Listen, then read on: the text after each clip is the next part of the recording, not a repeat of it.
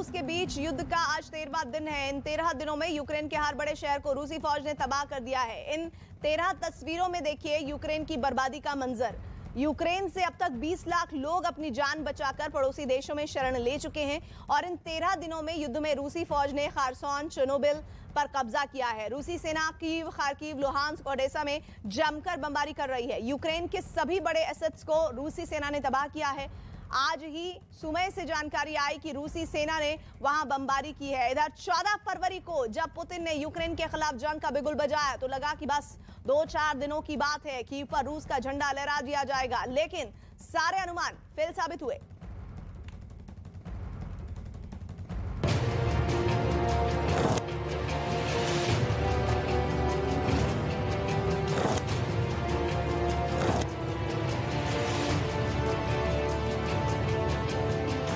युद्ध के 288 घंटे बाद भी कीव डटा हुआ है।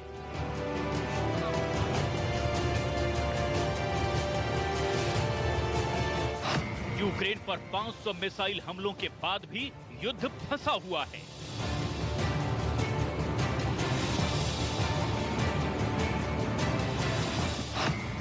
ज़ेलेंस्की पुतिन को जीतने नहीं देंगे, नाटो ज़ेलेंस्की को हारने नहीं देगा।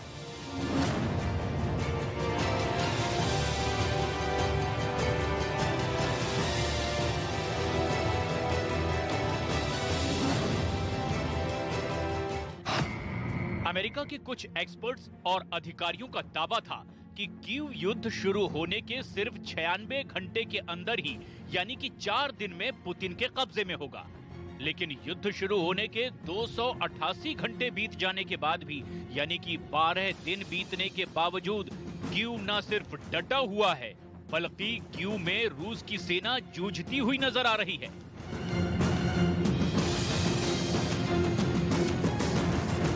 कीव ने पुतिन की पूरी युद्ध नीति को ही हिलाकर रख दिया है। रूस अब भी यूक्रेन पर ताबड़तोड़ हमले कर रहा है और यूक्रेन बार बार संभलकर फिर खड़ा हो रहा है। यूक्रेन के विंटीसिया में रूस ने भयंकर धमाके किए। यूक्रेन का चेर्निव शहर भी रूस की एयर स्ट्राइक में रात भर जलता रहा।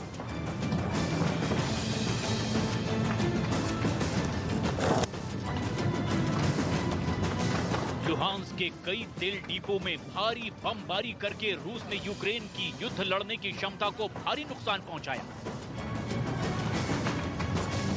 यूक्रेन के माइकोलेव में कई बिल्डिंग्स पर रूसी हमले हुए।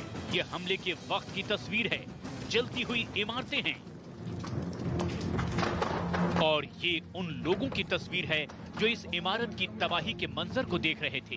वीडियो में लोगों का दर्द और आहें भी साफ साफ सुनाई देती है। ये यूक्रेन के एक और शहर माइकोलेव की तबाही की सबसे ताजा तस्वीरें हैं। खार्किव में पिछले 288 घंटों से रूसी लगातार बम बरसा रहे हैं।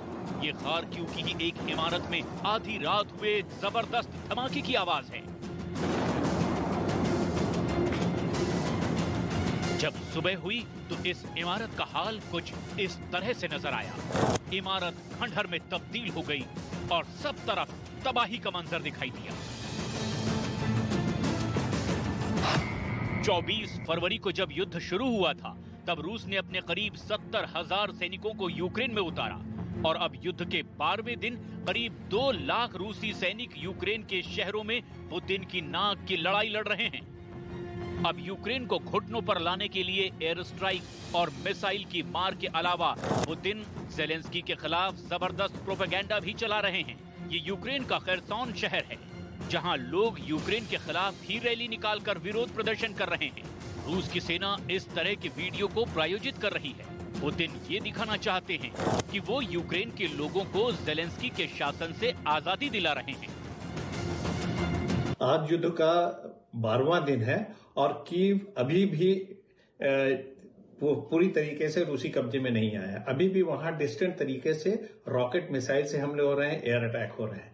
कीव का 12वें दिनों तक युद्ध में बने रहना अपने आप में रूसी रणनीति को काफी चैलेंज करता है। रूस ने ये कभी नहीं सोचा था कि कीव 12 दिन तक टिकेगा। उनकी स्ट्रेटजी ये थी कि कीव चौथे या पांचवें दिन गिर जाएगा और वहां पे रूसी सेना का पूरा कब्जा हो जाएगा, लेकिन ऐसा नहीं हो सका।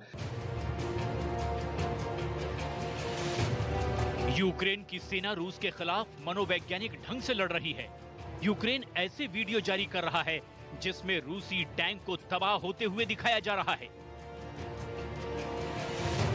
यूक्रेन ने तस्वीरों के साथ रूस के एक और प्लेन को मार गिराने का नया दावा भी किया है।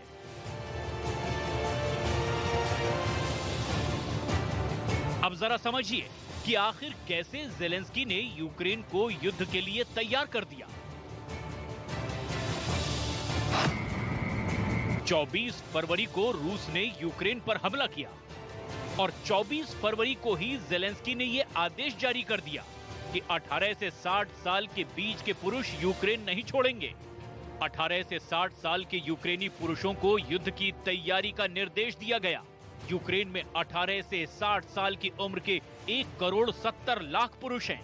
ज़ेलेंस्की के ऐलान के बाद यूक्रेन के लाखों वॉलंटियर्स यूक्रेन की आर्मी के साथ खड़े हो गए और यही वजह है कि रूस की आर्मी को यूक्रेन के अंदर वैसा खुला मैदान नहीं मिला जैसी कि रूस को पहले उम्मीद थी।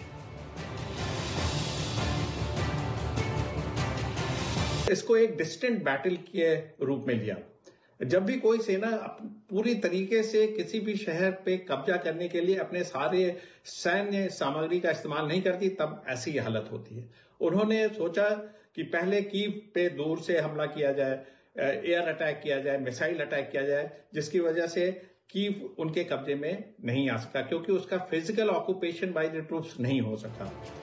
पुतिन को इस युद्ध में अपने सैनिकों का बलिदान देना पड़ रहा है और पुतिन जब यूरोप से दुश्मनी कर बैठे हैं तो उनको अपने एक एक सैनिक की जान की हिफाजत भी करनी होगी। और यही वजह है कि अब पुतिन यूक्रेन के खंडहर जैसे शहरों पर कब्जे के लिए सीरिया के सैनिकों का इस्तेमाल करना चाहते हैं। यूक्रेन में युद्ध के लिए रूस सीरिया के लड़ाकों की भर्ती कर रहा है। लड़ने के लिए रूस सीरियाई लड़ाकों को वेतन पर रखने का प्लान बना रहा है। सीरिया के इन लड़ाकों को शहरी क्षेत्रों में लड़ने का 10 साल का अनुभव है। ब्रिटेन के chief of defence staff Tony Radakin ने भी कहा है कि ज़ेलेंस्की और उनकी बहादुर फौज ने जबरदस्त पराक्रम दिखाया है। ब्रिटेन के चीफ ऑफ डिफेंस स्टाफ ने कहा, रूस अफगानिस्तान की तरह यूक्रेन में भी फंस गया है। एक हफ्ते के अंदर रूस को काफी ज्यादा नुकसान हुआ है। जब युद्ध शुरू हुआ था उसके तुलना में आज रूस की ताकत घटती हुई नजर आ रही है। यूक्रेन में पुतिन की जीत अब आसान नहीं है। यूक्रेन में अब और ज्यादा अंधाधुंध गोलीबारी देखने को मिल सकती है। यूक्रेन के लोगों को वीरता दिखाने के लिए बहुत बहुत धन्यवाद। यूक्रेन के राष्ट्रपति का सवाल है, वो जिस बैकग्राउंड से आते हैं और जिस तरीके से उन्होंने सत्ता संभाली और जिस तरीके से उन्होंने यूक्रेन को एक नाटो का सदस्य बनाने के लिए अपना पॉलिटिकल करियर दांव पे लगाया, उससे ये लगता है कि उन्होंने यूक्रेन की स्थिति को समझा और एक राष्ट्रवाद की भावना को अपने जनमानस में जागृत किया। वो सड़कों पे आए और उन्होंने बोला, ये हमारा कंट्री, इसके लिए हम लड़ेंगे, ये हमारे लोग हैं, इसके लिए हम लड़ेंगे, किसी भी तरीके से यूक्रेन की संप्रभुता पे आंच नहीं आने देंगे। अब सवाल ये है कि आखिर यूक्रेन और कितने दिन रूस के खिलाफ लड़ाई लड़ सकता है। अगर ज़ेलेंस्की को नेटो का सपोर्ट मिलता रहा तो रूस के लिए मुश्किलें और बढ़ सकती हैं।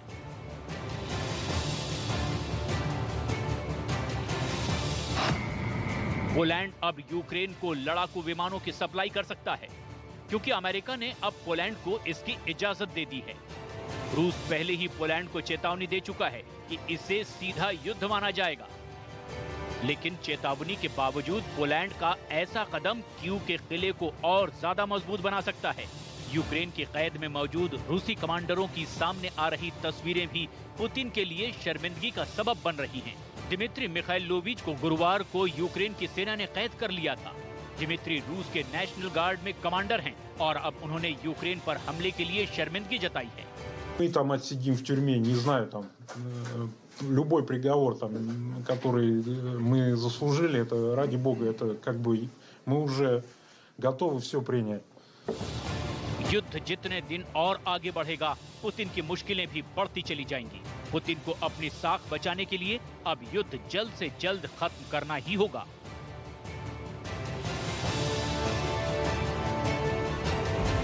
और इस बीच एक